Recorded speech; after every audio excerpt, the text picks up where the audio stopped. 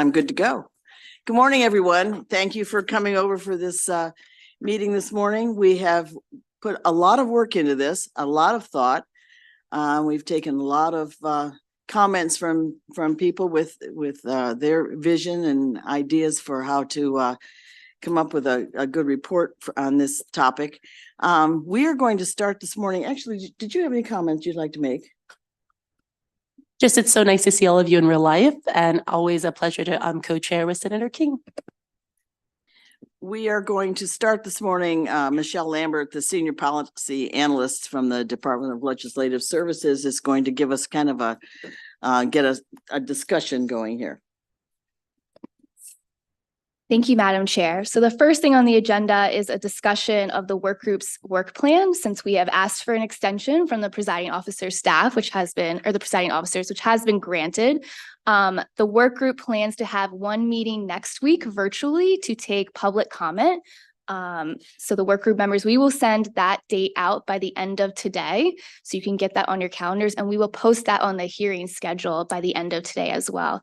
And then the work group plans to meet the first week in January, probably virtually, to vote on these recommendations. And that will be the end of the work group's work. We will draft the report and send it into the budget committees so that they can do their work to release the funding.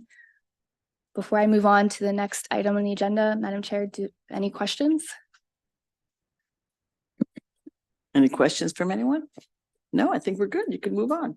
Great, thank you. So my plan was to walk through the memo that you all received and that is now posted on the website related to the draft work group recommendations being offered by the two co-chairs for discussion today. The work group is not voting on these recommendations today. It is just to solicit discussion and comment and go back and modify these to be what the work group is comfortable with.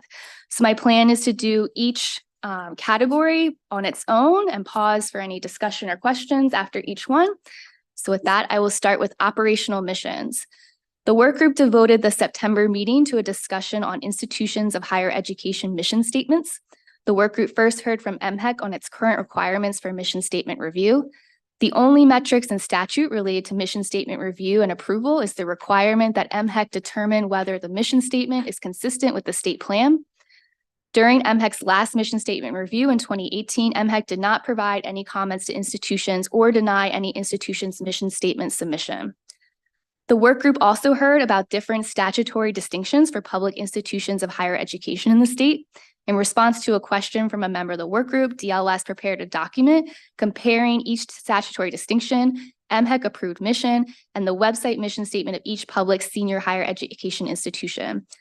Most of the public senior higher education institutions use the same mission statement approved by MHEC or a similar mission statement on their website. Overall, most public senior higher education institutions are not adequately referencing their statutory distinctions in their mission statements or on their website. Review of current law shows that 9 of 14 public senior higher education institutions have explicitly stated statutory distinctions. Also during this meeting, the work group received a presentation about how other states review the mission statement of their institutions of higher education. Only 16 states surveyed, of the 16 states surveyed, 9 states require mission statement approval similar to Maryland. Only 3 states have detailed requirements in statute related to mission statements. Most states require mission statements to comply with the state plan like we do in Maryland. In drafting recommendations, there was concern that current institutional mission statements tend to be too vague, lacking specificity about the strategic role and direction of the institution under the state's current structure of mission statement development and approval for public senior higher education institutions. There are 3 recommendations related to mission statements. Recommendation 1 is the work group does not recommend that MHEC require institutions to adopt operational mission statements for approval by MHEC.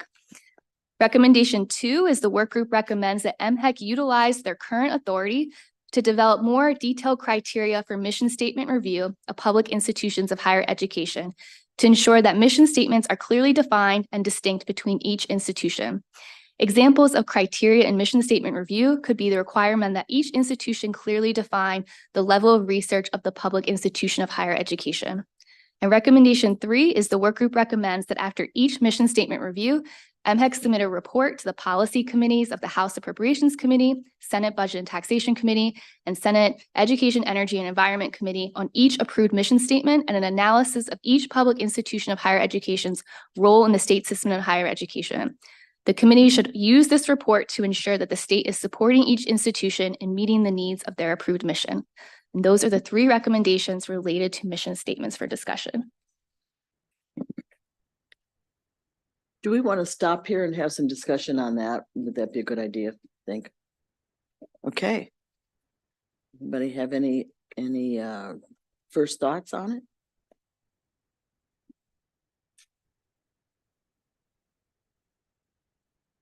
How about you, Mr. Conkey? McConkey, sorry. I'll offer a first thought. Thank you. First of all, I want to thank the 2 co-chairs for these proposed recommendations and report, and for the effort you put into drafting this document for our consideration. Thank you. We appreciate it. My sense from these first recommendations and description on mission statements is that MHEC will retain robust approval authority over missions, emphasizing that mission statements will be clearly defined and distinct for each institution. And then maybe some clarification on this last recommendation. As I recall our discussion, especially with Secretary Dow's presentation, it seemed that MHEC would welcome some structure or criteria, not only in approving clearly defined, distinct mission statements for each institution, but being able to identify that it is crucial for each institution to have the capacity to meet its state-approved mission statement. And then where MHEC might find that an institution is lacking in its capacity to meet its state-approved mission statement, some structure to provide state support to that institution. I'm not sure if that statement at the end of recommendation 3 is trying to address those issues that I think we discussed as a work group.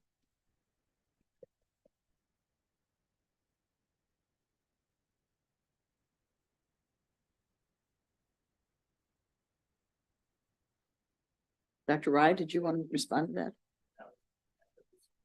Yeah, I think I agree with the comment there. I think that's the intent of this recommendation. One clarity that I like to bring to recommendation 3, that mission statements will be approved by the commission and then they will go to General Assembly. That clarity will be needed. May I ask just a general question? Because I always worry about workload and the point of some things. And so my question regarding these about mission statement is, how frequently does an institution change their mission statement? Because it seems like if we are mandating something and recommending something, there has to be some impetus, reason for doing it, and a trigger for why this needs to be done and the frequency. And I'm not understanding this just in general. That's my first statement. So is it, Okay. And is the 3rd recommendation designed to prevent mission creep? And is that why we're making recommendations about mission as it relates to program approval? Because if the program does not satisfy the mission of the institution, then that would weigh into why we have to do this level of review of mission statements. Thank you, Madam Chair. The mission statement review timeline would be consistent with the current requirement, which would be after the state plan, which is done every 4 years. So that wouldn't change. So this would be a 4-year requirement. The 3rd recommendation is trying to address the idea of mission creep and being more transparent about each institution's role in the public higher education system. So maybe we can work on refining the language so that that is more apparent as to what is trying to be addressed here. And I'm also have questions about the language that says clearly defined and distinct between each institution.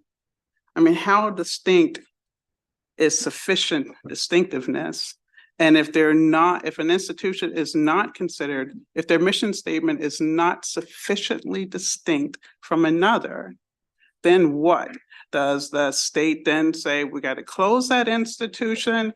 Or, I mean, just this kind of language, we have to be, I'm just concerned about its lack of clarity before we make the recommendation from the work group. I guess my question too would be, is it necessary to change your mission statement every 4 years? Or can your mission statement be the same for? Our mission statement has not changed. We tweak it every now and then because the world evolves, but the mission of the institution should be the mission of the institution. And if it changes, then it's not that original institution, or you're not meeting your requirements, and that's a totally different beast, right? So. You want to say something? Add to President Jordan's comment. Another benchmark for all of us institutions is our accreditation bodies, which are on a different cycle of timing. And that is also when our mission statements might just tweak a little bit, because we do a self-study report. All of us would do a self-study report. We then would have a review team come in, and then we would identify the changes in our mission statement and in our programming to get accredited. So the 4-year cycle is not in the same cycle of the accreditation cycle, so they're off a little bit. So it'd be nice if it could be consistent with our accreditation cycles as well. So that's just my comment. Thank you, Madam Chair. There are a couple of things that were brought up that I want to see if I could provide some additional clarity to.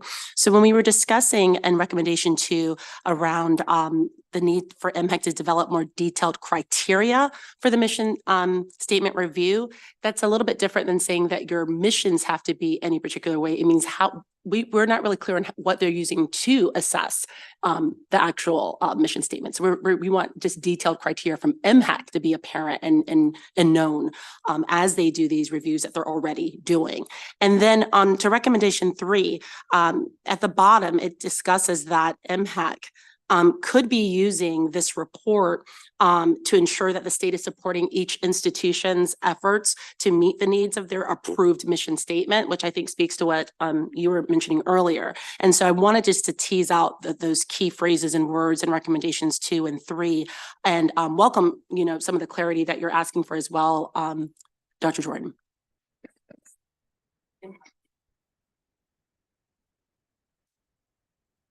So I think I understand, but I want to make sure that I'm clear, because, when we're thinking about resources from the state, it is really in response to our strategic plans or strategic visions that have to align with the mission statements. And so then to tie our resource needs to our missions, that's a different beast. So I just want to make sure that our language is the appropriate language, because we all then need more resources, and you guys don't need to worry about. I know that's what I'm just saying, that the strategic vision will change much more frequently than the mission of the institution, and the strategic vision and the strategic plans dictate what resources are needed in any particular period of time. Okay, so I want to mention that right now, the General Assembly really doesn't have a real role in some of that strategic visioning for institutions. However, I want to mention that the recommendations should be seen as a portfolio that go together. So no solitary element that's being outlined here is the only way decisions are being made. So I know we're starting here, so it might feel like everything is falling on these first 3 recommendations, but they are to be, I think, absorbed as a portfolio of consideration. So I want you to know we are sensitive to what you're noting there. Okay, Michelle, you want to continue? Oh, go ahead. With respect to each of these recommendations, perhaps the co-chairs or Michelle could clarify the intent of these recommendations and report with respect to the actual legislation that will be proposed by the General Assembly. In other words, do you want language so specific in the recommendations and report that it will match the language of the legislation? Or is it sufficient for you to have recommendations with some clarity and expression of intent by the work group, with our understanding that the legislative language will then be developed to match it? If we understand that kind of upfront as we walk through these recommendations, it might be helpful. It would be the latter. We're not looking for something overly prescriptive that it's going to be paint by numbers. So thank you. You're not asking us to write the legislation, but to Yes, inform the We're legislation. not asking you to write it right now. Yeah, unfortunately, that's Michelle's job.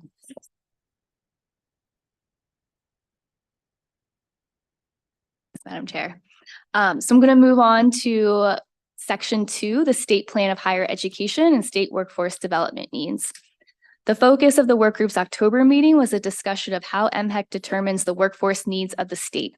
Section 11-105 of the Education article requires MHEC, in consultation with the governing boards and agencies concerned with post-secondary education in the state, to develop and periodically update an overall plan to coordinate the overall growth and development of post-secondary education in the state, called the State Plan of Higher Education.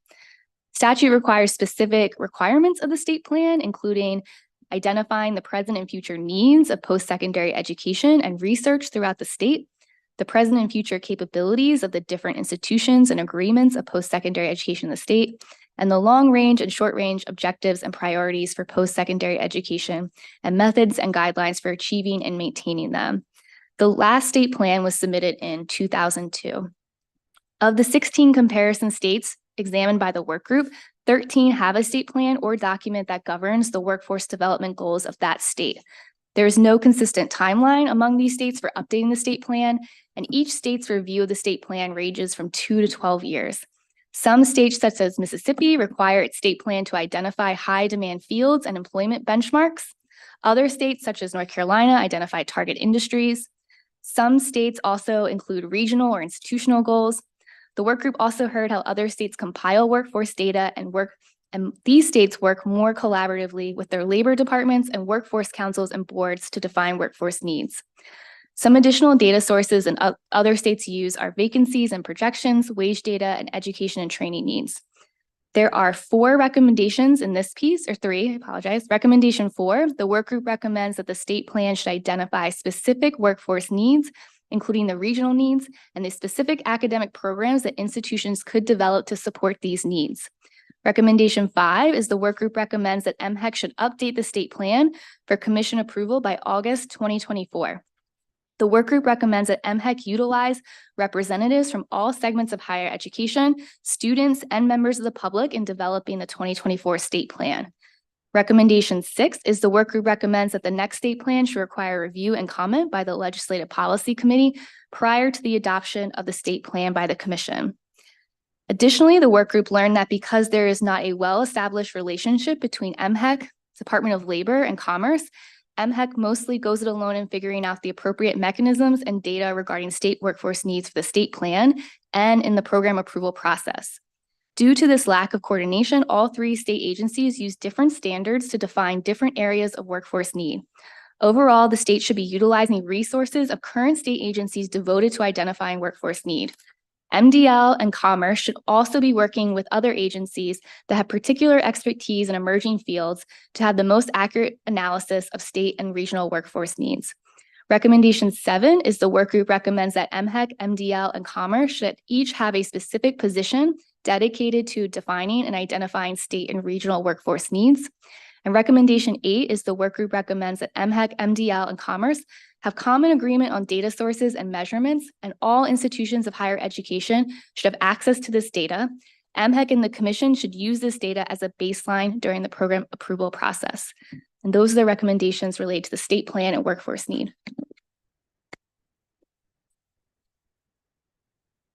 Comments? Okay, Michelle. Whoop. They're thinking. Go ahead.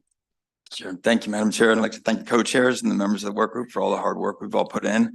Certainly from the micro perspective, we were very encouraged to see these workforce recommendations. I think this is the opportunity that this work group has for real change and to substantially change this process for the better, to streamline it, to make it easier, to make sure we're meeting workforce needs, to make sure higher ed is working with our friends in the private sector to meet the needs of the state of Maryland. I think what I'd like to open for discussion, and I defer to the co-chairs if this is more appropriate for recommendation 16, would be to take it one step a little farther, which is if the state has identified this workforce need and we're trying to meet it, that the program approval process and the objection process is not part of it. That if we've identified a workforce need and we're trying to develop a program there, then that program should be approved and there shouldn't be an objection against a program that the state is asking us to produce.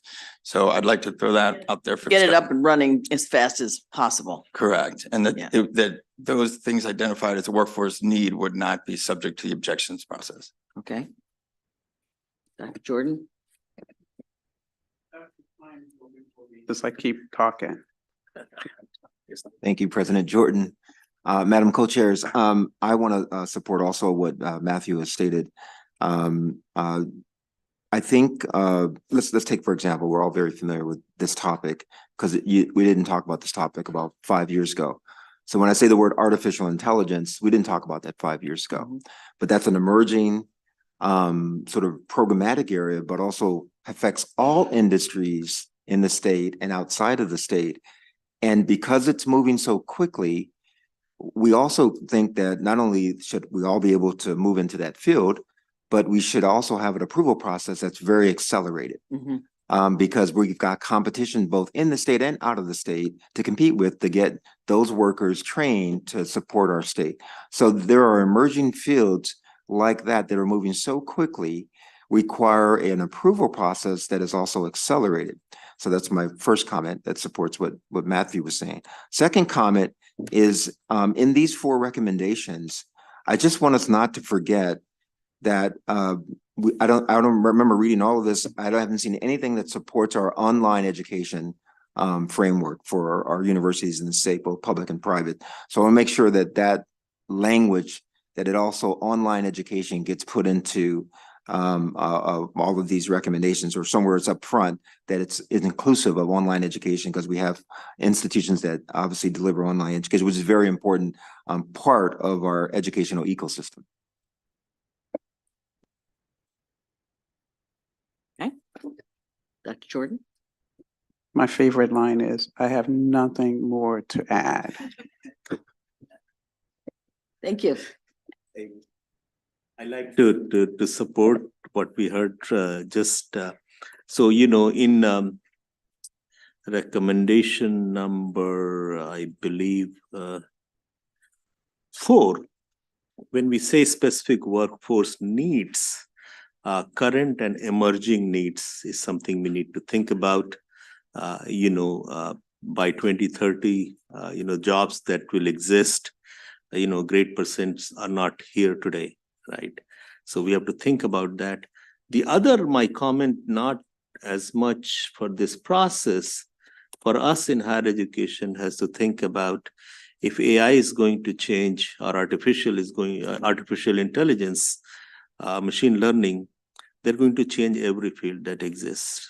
So it's not that we need, certainly we need more research, more graduate programs and IP creation in these areas, but all academic programs, including general education, needs to pay attention to that issue, because students who come out of any program should have some skills in those areas.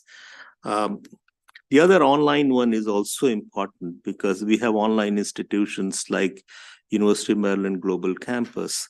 They have a national competition. So understanding that their market and their missions, that's why that whole conversation on mission was so important, so that we give these institutions sufficient space to be competitive. On the other hand, while we have one institution focused on online education, that does not mean that other institutions shouldn't be creative, right? So if you look at Georgia Tech, creating, $10,000 or $7,000 online computer science program, or University of Texas Austin 10,000 AI program, graduate program. They are getting all the talent because of those innovative programs. And often they are hybrid online. So making sure that online is space for everyone while we have a distinct, that's why I like the mission idea in the beginning, that it can make us more competitive. Thank you. I also want to make sure that we don't forget the emerging needs that community colleges react to very quickly. And I want to make sure there's still room within these recommendations that we can meet our employer needs, our local employer needs, where we have our defined areas of service, and that we can react in a faster way than waiting for a 4-year plan to be remade. Thank you. I just want to emphasize that we're interested in feedback, particularly on the timing, and you've given some good feedback around that. But we are definitely not poised to prevent objections. Due process, the 14th Amendment are all very important. So expediting the finalization of programs outside of a process where objections can be levied is not happening. So I just want to put that out there.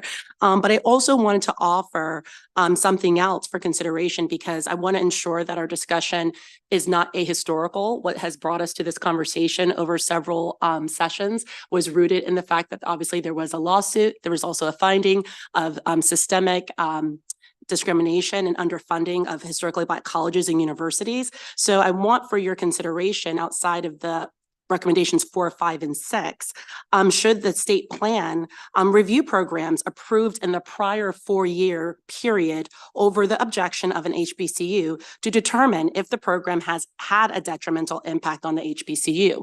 Much of what we're discussing are prospective threats, but should there be a look back to really reflect upon were those concerns valid? What is that? What are your thoughts on that? And I think Pace already had his light on. I appreciate your comments, Madam Co-Chair, and I think it would be very helpful to, I think it's helpful moving forward to ever be mindful of the impact of prior decisions by the state on each of our institutions. And I just wanted to also state, I think you addressed this in your comment as well, but we recognize that these recommendations are going to be very, very helpful to all the institutions and to the state overall in meeting the needs of the state. I would agree that if there is an identified state need, that might be removed from the ejection process. But just for clarification purposes, we wouldn't agree that any expedited process would mean that once a state need is clearly identified and a program proposed, that then removes analysis and decision-making based upon unreasonable or unnecessary duplication. I think, if I'm not incorrect, that's what Delegate Smith is saying. Delegate Harris? Yes, I know we tad bit moved on a tad bit, but I want to go back to the community college point of view when it comes to this aspect, because I believe community college has a better way to help us push further in the workforce area, because you need certifications, right? And I think community colleges have a better fit to be able to push further and quicker for us to get these certifications. Yes, we need degrees and people need degree programs. And I say we because I'm in the IT field, is what I do for a living. And so we look at certifications, right? And so having those certification programs and being able to take those certification classes and get those certifications, I think that helps as well. So I think that's a good and big part that community colleges play in this particular field as well. Dr. Rai, go ahead. On recommendation number 5, we have this by August 2024. I have several MHEC staff sitting here, and they're getting a little nervous. I wanted to see if there is some leeway to have that a little bit more flexible. I think we will appreciate that.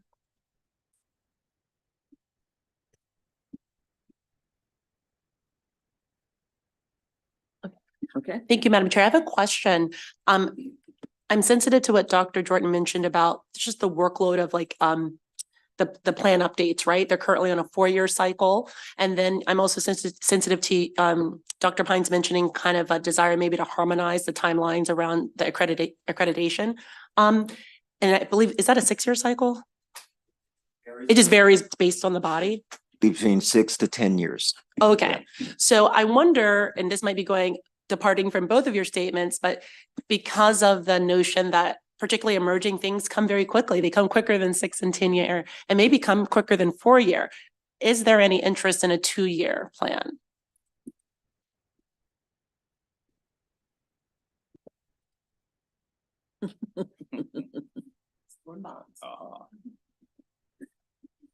Going once, going twice. I think the silence is the answer. The answer is no, at least from my perspective. As President Jordan mentioned, all of us leaders in academia, we do these strategic plans. They're either the minimum of 5 years or a maximum of 10 to 15 years. And those are the times that we kind of relook at it, the whole enterprise. So they're on these kind of 5 and 10 year cycles. That's why I think that if we move towards the accreditation cycle, then there's a consistent way of doing things and it makes sense. So. Comments?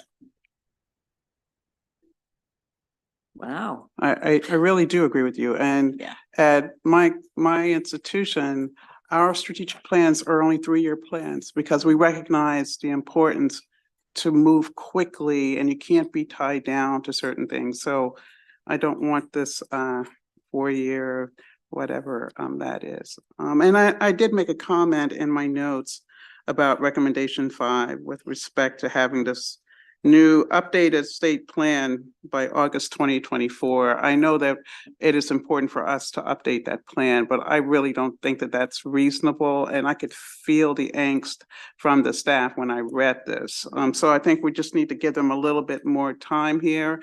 And I also understand in recommendation 5, it is important to be inclusive as we're trying to think about what is necessary. But I think we need to really give some additional thought as to who should be involved in those conversations, because there's certain groups of individuals. I mean, really, when you're thinking about planning at that strategic level, what kind of students are we talking about? Right? So we just need to just think about who's involved in this, even when we're thinking members of the public, those in higher ed and students, specifically, which groups are we thinking about? Because you want the voices at the table, but they have to be the right voices. Otherwise, we get bogged down and we don't get where we need to be. Okay. So, and I recognize that major industry partners are not listed in that, right? So They're the public. They are in the public. I know, but we should be more precise. I was sitting here thinking exactly that. Madam Chair, I wanted to know if MHEC would feel comfortable perhaps updating kind of the roster of like careers and jobs, maybe annually. Would that feel more attainable? That would be hard, I would think. Yeah, I don't know. I think we can certainly do that. But I think, again, as I said, current needs and emerging needs. As a state, if we certainly want to create a world-class economy and we want to be extremely competitive. So current and emerging needs and targeted industries, where do we really we have assets within the state and there are emerging areas and where we can be competitive, targeting those areas, not just for workforce or talent, homegrown talent, but also IP creation and other ways that give state more competitiveness, targeting those industries. We should be able to do that, but that should also be a very inclusive conversation with who are the people at the table with understanding and experience with those types of things. We can do that.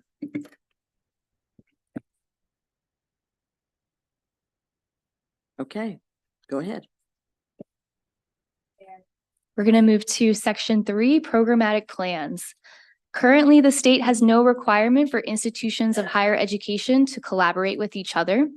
In an MOU created for workgroup members, the Education Commission of the States compiled data on how different states encourage collaboration among institutions to ensure that there is not an oversaturation of similar programs. There is no best practices on how to encourage collaboration among institutions.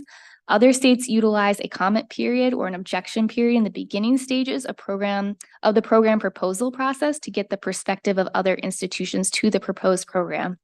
Most states require a notice of intent to develop a new program prior to submitting a program for the coordinating body's approval to elicit questions, comments, and collaboration and provide notice to other institutions. A few states go further, requiring collaboration in a program proposal submission. For example, Minnesota requires proposals to include alliances with other institutions of higher education. Alabama requires proposals to include plans to collaborate with other institutions. Mississippi requires that institutions within a certain geographic area of each other should explore collaboration in their proposal.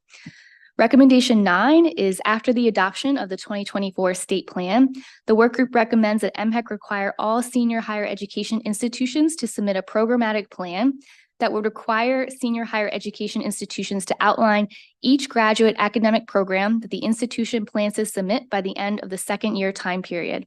MHEC should adopt a specific due date and review period of the programmatic plans. A programmatic plan would serve as a formal notice to each senior higher education institution and to MHEC of the direction of an institution is planning on pursuing over the next 2 years related to the offering of graduate programs. It would not give preference or approval to a program, but it would allow MHEC to facilitate collaboration among institutions interested in similar programs or among a proposing institution and an institution currently offering a program. MHEC could also provide comments early into institutions if there is concern that MHEC has with the program, potentially saving an institution time and resources to address those concerns before embarking on the formal program approval process. Currently, MHEC is not involved or aware enough early in the process for each institution, and this would encourage effective collaboration between institutions. It should be added that when the requirement of programmatic plans is implemented, if a program is not on a programmatic plan, then the program would not be approved when applying to MHEC for approval of the program. Recommendation 10 says that the workgroup recommends that MHEC develop an exception to the programmatic plan requirement for exigent circumstances. This process should only be used by institutions in rare circumstances that require quick adoption of a program, and MHEC's process should encourage should encourage fairness and transparency in creating this exigent circumstances off-ramp. And that is section 3.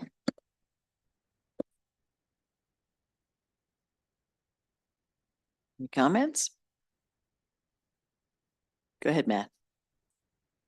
Madam Chair, I think this is probably one of the few that gave us a little bit of pause. I think as a work group, we've been trying to work together to figure out ways to, streamline what is admittedly a very bureaucratic process. And I think our concern is the value added here worth the additional work and effort?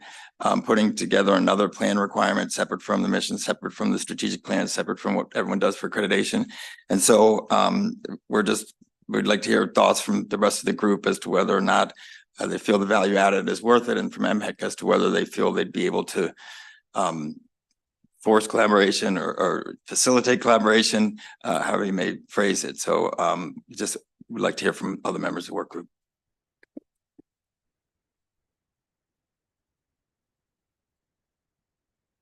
My mic's not working. I don't think. Okay, Dr. McConkey. To say that I'd like to hear, especially from the presidents of institutions, if you think this would be helpful to know or to kind of get a game plan or to understand program development from the perspective of every institution, because under this recommendation, each institution would know what the other institutions are thinking. Is that helpful to you to have an idea of where institutions are going? So it's just a sincere question. I'm Is that interested something that can in the ever president's happen? perspective. Jordan, she's pointing towards me first. The way I see collaborations is they happen at the faculty level. And there's collaborations both academically and in research. And then it sort of leads to novel programs that come up. So blindly knowing the programmatic plans for institutions may be helpful, but I believe they happen because you're already in collaboration and conversations with those institutions way ahead of a definitive MHEC programmatic plan development. And it leads because you're already having grassroots collaborations that lead to these novel programs and research programs. So maybe it would help, but since it hasn't happened that way in the past, it's difficult for me to say that's going to be incredibly helpful, but it would be, I think, just useful to know. My bigger complaint about recommendation 10 is maybe it might be helpful to give some examples, Madam Co-Chairs, of these unique program plan requirements and extingent circumstances. Just give some examples so that it would be very helpful for us all to understand. And then finally, this falls under the same category of, if we're going to do that, then to have, again, an accelerated review process to move the programmatic plans forward. So thank you. Dr. Jordan. Thank you, President Pines. I would like to add a couple of things. This 2-year period for someone to have a program plan, it just seems problematic to me. When you're thinking about how we think about programming, that it does come up from the faculty. And oftentimes you're not, what happens if someone says they're going to develop a program and it's out there in the world of MHEC? Does that pause us? I mean, I know that there are some institutions that will say they're about to plan so that there's no duplication. They never implement the plan. So how do we ensure that everyone else isn't handicapped by these potential plans because you're looking to see what someone else is doing? And I think that at one level, it does hurt an institution when you're thinking about, and we use this term enrollment cliff, which makes my heart hurt because it is not a cliff, actually. It is a change in the demographics. And so if we use that terminology, it gives a false sense of what reality is. But as people are trying to think about what should they be doing, and they need a competitive advantage, and an institution has greater resources than you do, they can get that program to market before you can and take your potential students, even though not all institutions draw from the same population of students.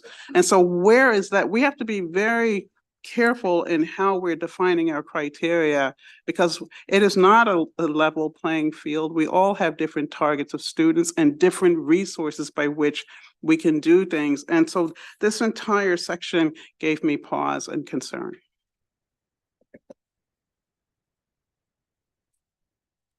I think there is some merit in this recommendation, knowing what's happening on other campuses, which programs are coming, knowing just a little bit early, I think that's helpful.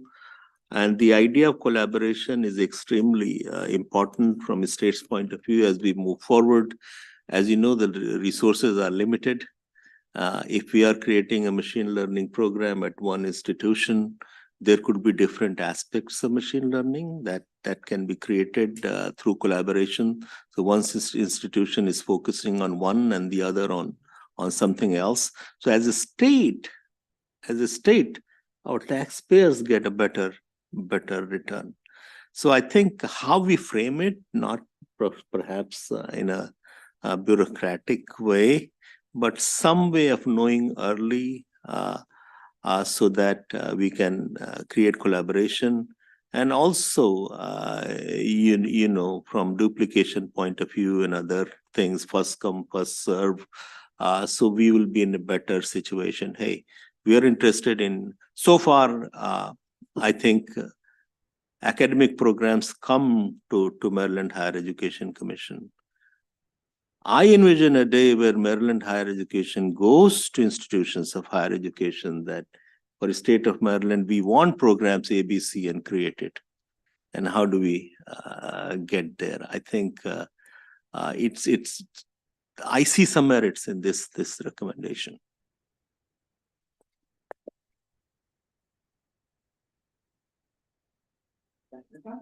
Just very quickly, are you saying, Mr. Secretary, that it is helpful to a true statewide coordinating body to have some sense of what's coming down the pike in the next 2 years?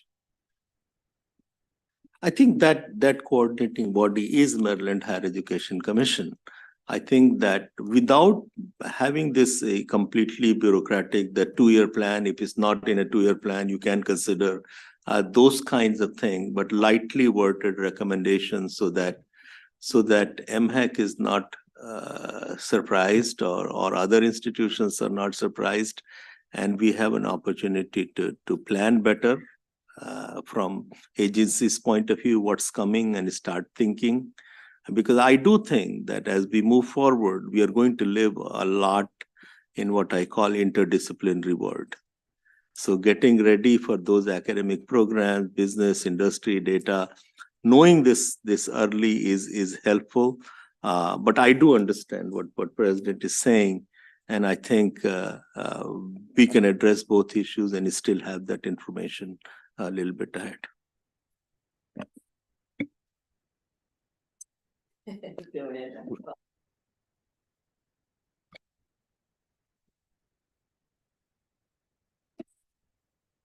Okay, sorry. But I mean, I want to give these 2 examples because they happened in the last decade. And a 2-year plan wouldn't have helped you. Just bear with me for a second. Just one quick example. So you remember in 2012, I know President Jordan will remember this, and other colleagues in higher education will remember this. There was this movement called Massive Open Online Courses, MOOCs. No one predicted it. No one predicted it. No 2-year plan would have predicted it. It came and hit us in 2011 and 2012. We were not ready for it. And we had to respond. And we all did. And there was a fear that it would eliminate residential campuses. Do you remember this? Okay. It didn't eliminate residential campuses, right? It is only now 5 or 10% of what we all do. But it was that kind of like impulse. We're in a similar moment today with machine learning and artificial intelligence. It wasn't predicted that there would grow this exponentially, but a 2-year plan wouldn't have helped you. But we now have to adapt as a state and a bunch of higher education institutions to respond to the demand. So I'm just saying it's 2 examples that sometimes the program plan cannot predict what's happening in the future.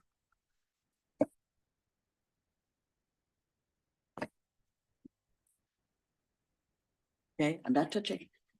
Thank you, Madam Chair. So I wanted to give some examples. I think you stated earlier what would be in exigent circumstance that would qualify as a departure from what's proposed here. And also I want to first say the awareness was really more for MHEC because they are in charge of so many things. If an institution is outside of the U of M system, for example, public or private, they might not benefit from some of the coordinating, that happens within the system. So that was really, just wanted to ensure people realize it was more for their benefit than necessarily anyone else. But let's say, for example, you are a Nobel Prize winner and Salisbury is your alma mater, and now you have unprecedented access immediately to funding to bring a program to your alma mater. And this is not every day that there is a Nobel Prize winner from this institution that is not only able, but willing to make something happen. That would be an unusual set of circumstances that could easily arise outside of the boundaries of a 2-year. But I also want to mention that while we are rightfully discussing, what is the norm for Maryland, what is normal for Maryland around having no real sharing is really abnormal. In most states, there's some window of time that institutions are at least putting each other in some level of alert that I'm thinking about something. And one of the things I think we were thinking is that if collaboration truly is a value to the state because we're investing in all of you, how do we operationalize that beyond just being like virtue signaling? We want you to collaborate, but what does that mean? And I think that a thread of what we hear before the work group and even sometimes during the work group is there is a lack of trust that is a thread among institutions. And I think that transparency can lend itself to trust and lend itself to collaboration. But I think this kind of rolling awareness of when things are happening and the informal ways people might be having a chilling effect of saying, I might do something that never really happens. I think the status quo reinforces the anxieties, the mistrust that is really why we're all here today, right? And so we're hoping that while it may be a fearful first step, I think it could institutionalize a level of trust over time that could foster organically a level of collaboration that to date is usually suggested, but suggested without resources or really any framework for how to make that happen between dissimilarly resourced institutions. So I just wanted to give you a little bit of like the ideas behind that and a working example of what an exigent circumstance could be. Oh, I need to take my own advice and not touch it.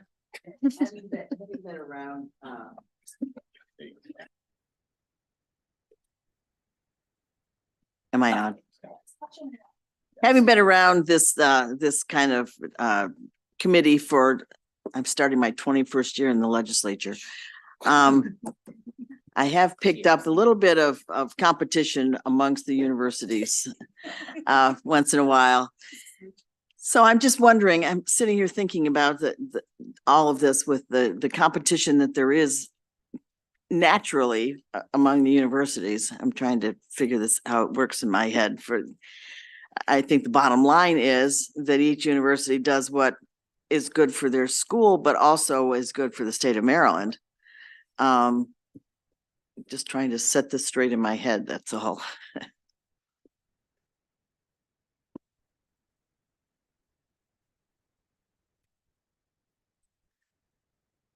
Yeah, so I just wanted to piggyback on what the chair said, and I leaned over and mentioned to the chair, it's like at the end of the day, the goal here is for Maryland to win, right, as a whole, and so that's the main thing. The main thing is that Maryland wins, and the byproduct of that is all the schools will win, right?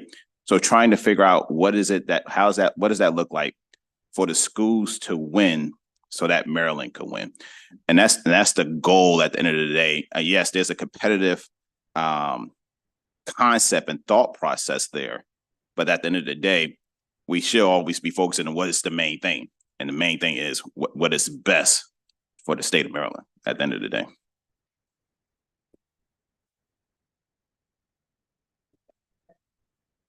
Thank you. Agreed, and addressing your comments, Madam Chair. Just want to be clear in our understanding that one of the legal standards and requirements for the dismantling of a former de jure segregated system of higher education is that the historically Black colleges and universities are comparable to and competitive with the traditionally white institutions. And I think that everyone welcomes and understands the competitive nature of higher education. With that understanding comes the legal obligation in Maryland that the institutions are comparable and competitive.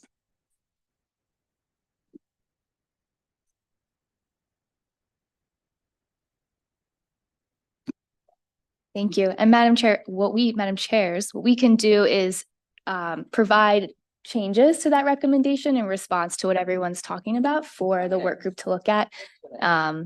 And remain encouraging Maryland to stay competitive, but also understanding that MHEC and institutions need to be aware of where everyone's going. I think we can massage that language in some way. So the fourth, we're halfway there, is collaborative funds. So institutions frequently commented during workgroup meetings that while institutions had a desire to collaborate, it was not always economically feasible for the institution to do. So recommendation 11 is that the workgroup recommends that the General Assembly create a collaborative fund that would be accessible for public institutions of higher education to fund efforts to collaborate with each other for the establishment of new graduate degree programs. The eligible expenses from the fund would be case by case, and MHEC should allow institutions to define what collaborative opportunities work best for these institutions. Grants from the fund would be eligible for institutions after inclusion in a programmatic plan, which we might modify. The fund would prioritize collaborative efforts of institutions in similar geographic areas, but of different sizes. However, if an area of collaboration makes sense beyond the bounds of these requirements to maximize state resources, expenses may be eligible from the fund. While the state does have an educational interest in encouraging collaboration, the workgroup members wanted to be clear that collaboration will not be a requirement of an institution. However, if each institution determines that collaborating works best for their institution, then the state would assist with paying those eligible costs, and that is section 4.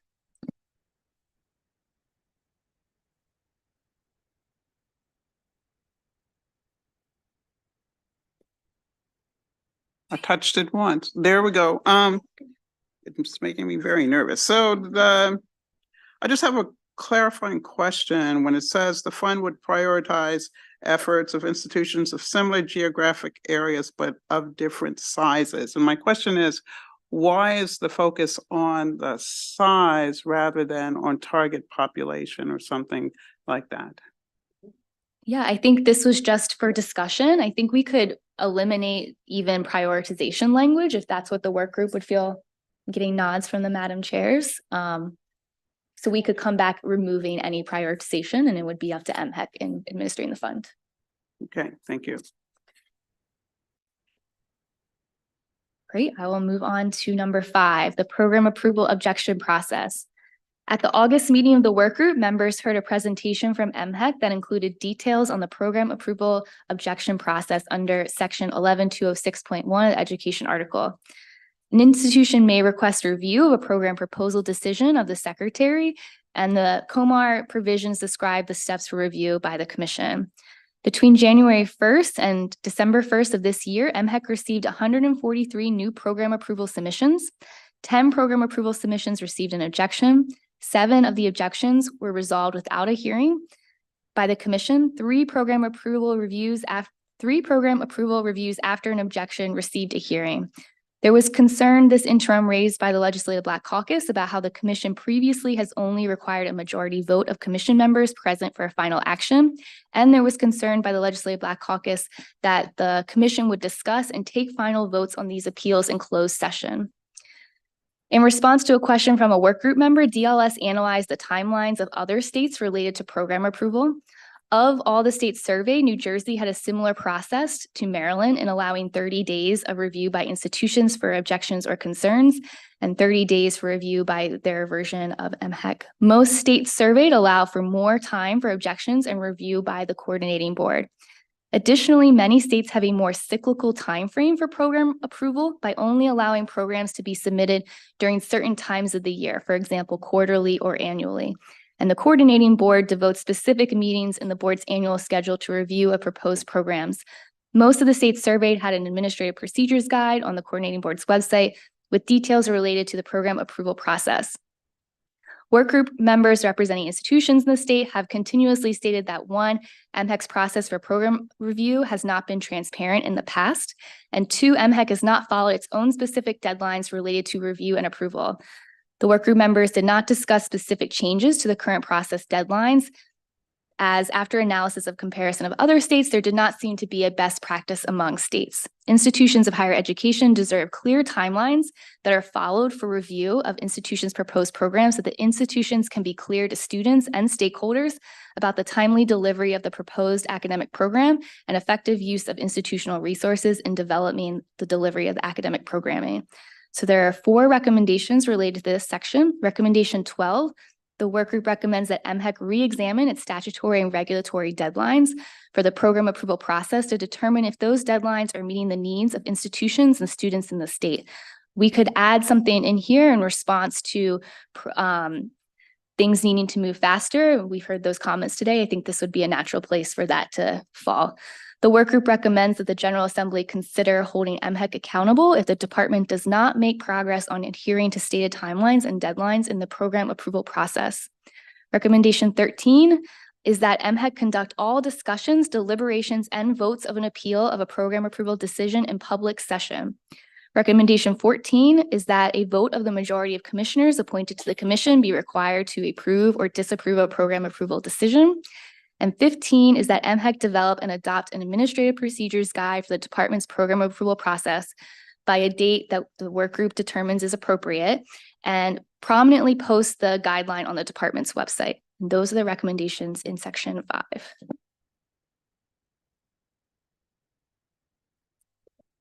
Dr. Rye, can I ask you a question?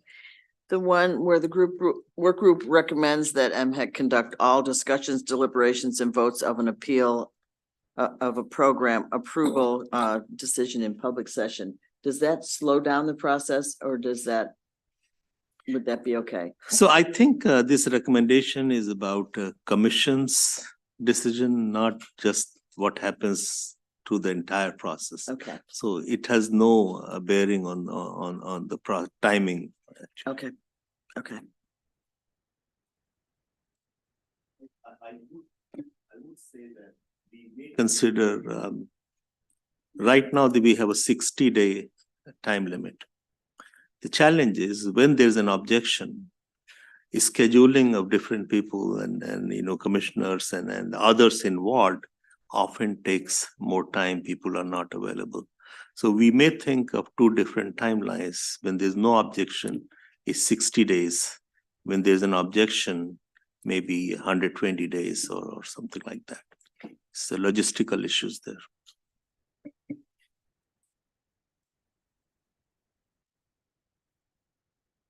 Okay, any other comments on these recommendations?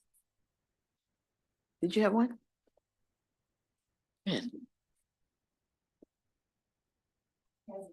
Recommend 120 days, Secretary, but because we are pushed as institutions to get the approval prior to publishing our catalogs, and it just backs everything up. So it's more just of a timing scenario to be aware of.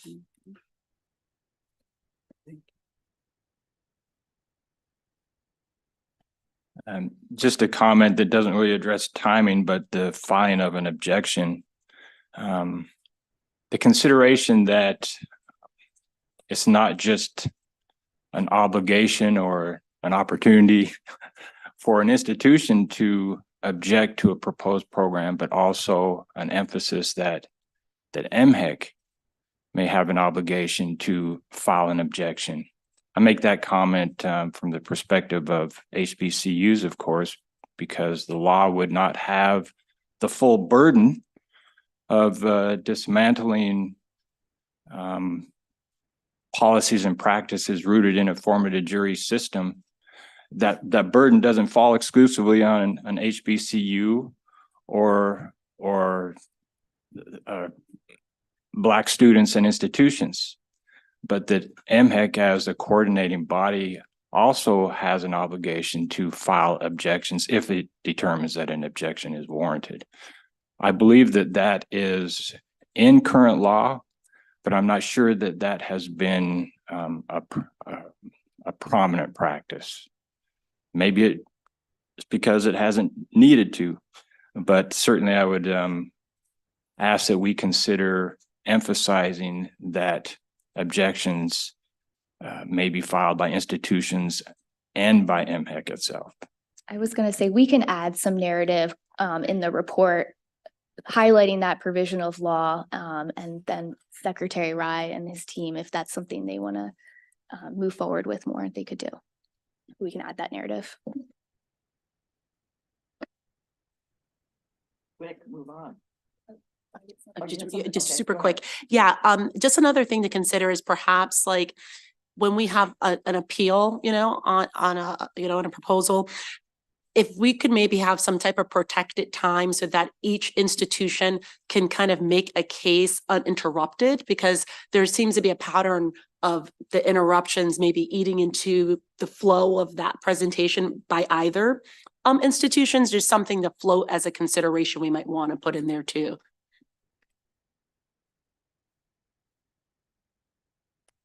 Okay, Michelle, move on. So now we are on section 6, unreasonable duplication in graduate program analysis.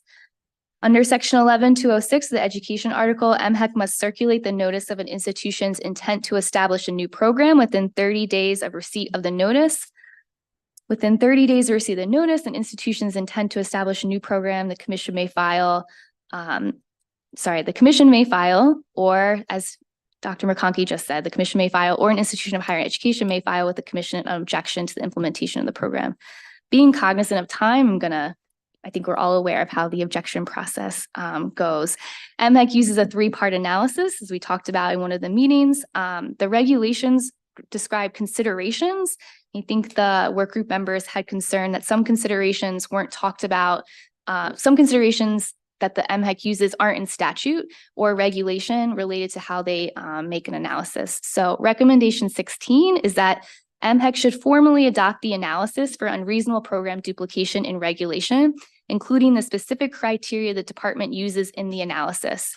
The work group recommends that the analysis adopted by the department make the distinction between unreasonable and unnecessary duplication.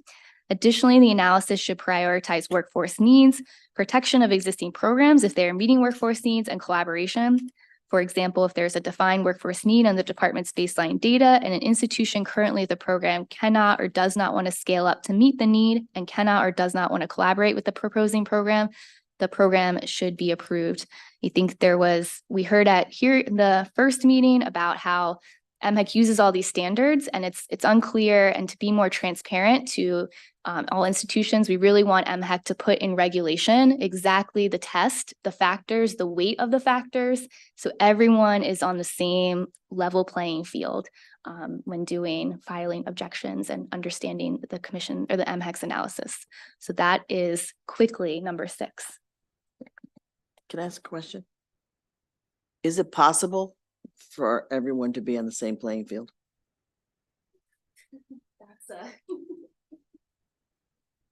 What do you think, Dr. Jordan? Just asking. Deal. That's the The idea. reality is that we aren't all on the same playing field, so I don't know what to do with that. I think the steps towards getting there are encouraging transparency. And so I think this is like a And it step. should be a towards goal that. of every university. Yeah. And look at these things in the lens of equity, not equality. And so then by definition, the playing fields are going to be different. So we just have to make sure we're cognizant of that. Okay. Matt? Sure, just one question, and we're supportive of the general recommendation. The way it's phrased, it says, for example, if, and so I just want to clarify whether or not the work group is recommending that if the program cannot or does not scale up, and presumably MHEC will define what scale up means, that the program should be approved and that would be in the regulation. Is that what the work group is recommending? Because it gives an example, but I just wasn't clear. Have been in bold and should be more in the narrative language of unbolded. And this was I think it's up to the work group if you want to say workforce needs are a priority. This was sort of trying to illustrate what that would look like to give MHEC some direction. But if the work group decides that if there's a different prioritizations for this criteria, or you just want to leave it up to MHEC to decide what that looks like, that you could modify this. But I probably should put this on not in bold moving forward. Okay. Dr. McConkey? Thank you.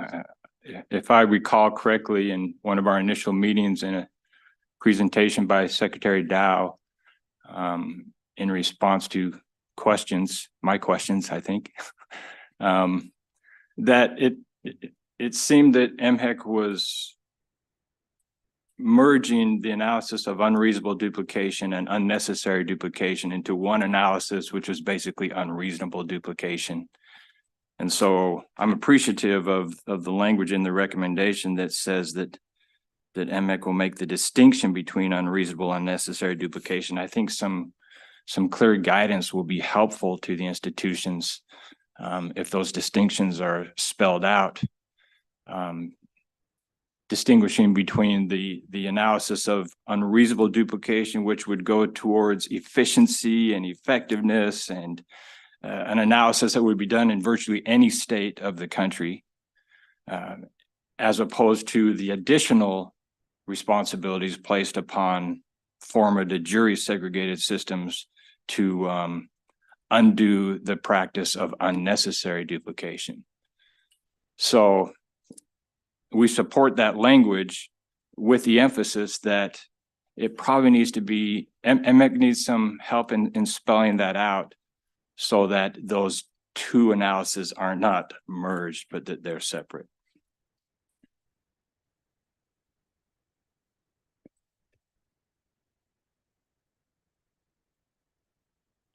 Move on. Really picked it up. Section 7 is criteria for a full program review of a substantial modification to an existing program. So at the initial meeting of the work group, MHEC discussed the criteria used to determine a full program, the full review of a substantial modification to an existing program.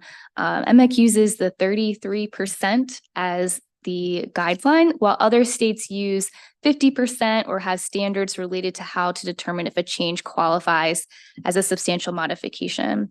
The department's 33% felt arbitrary and difficult to quantify. But that being said, the work group, we didn't present anything for you of what would be the right standard. So the recommendation is that MHEC, in collaboration with all institutions, find a consensus as to whether 33% is the appropriate standard.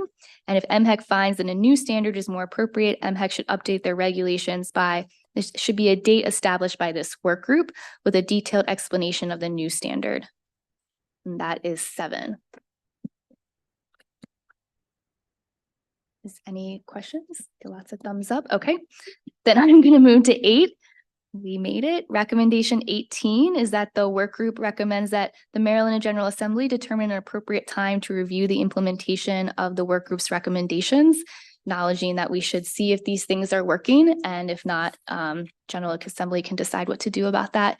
And recommendation 19 is that the Maryland General Assembly should add a program review process advisory committee within MHEC to make recommendations to the Commission on matters of program review and approval. I think this was acknowledging that this work group has felt productive sometimes for members of the public and higher education. And so it would be helpful if MHEC had a similar advisory committee, which they have standards for already for advisory committees, just specifically related to program review approval. Those are the draft recommendations for the work group to consider.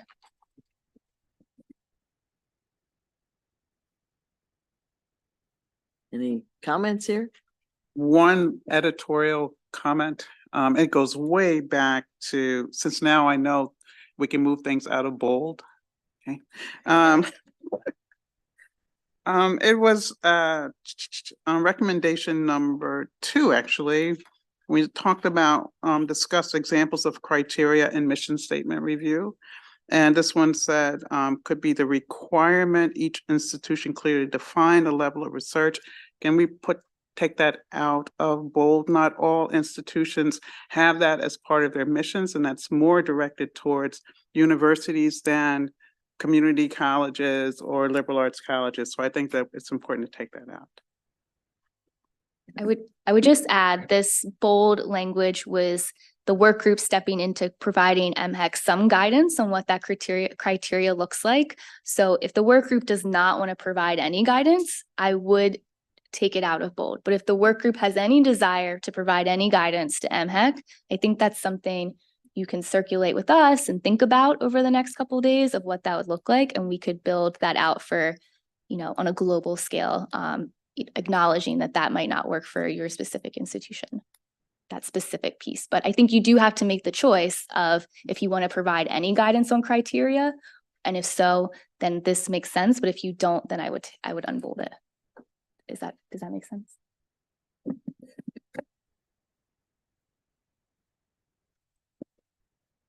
It seems as though we've run pretty good track with this report.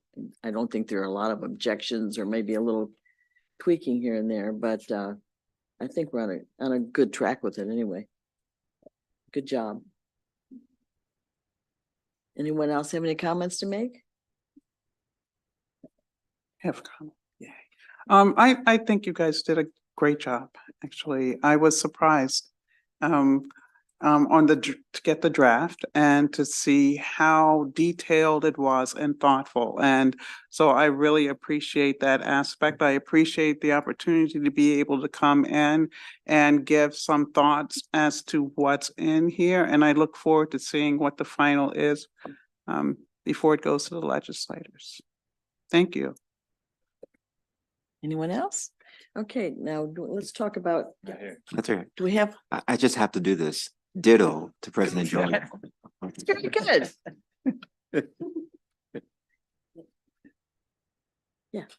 I was just going to say the next step is that the co-chairs would like to do a public comment session virtually. So again, we will be work group members, if you can try to make that work on your schedules for a virtual meeting at some point next week. I think the co-chairs have asked to do later in the afternoon to accommodate members of the public work schedules.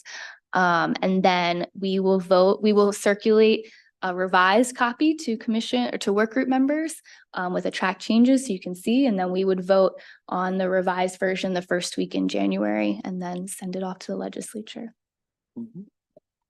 Thank you. Madam Okay, Chair. we're all good with that? Good. Thank you all. Thanks for coming and thanks to the audience for being here to listen to us too.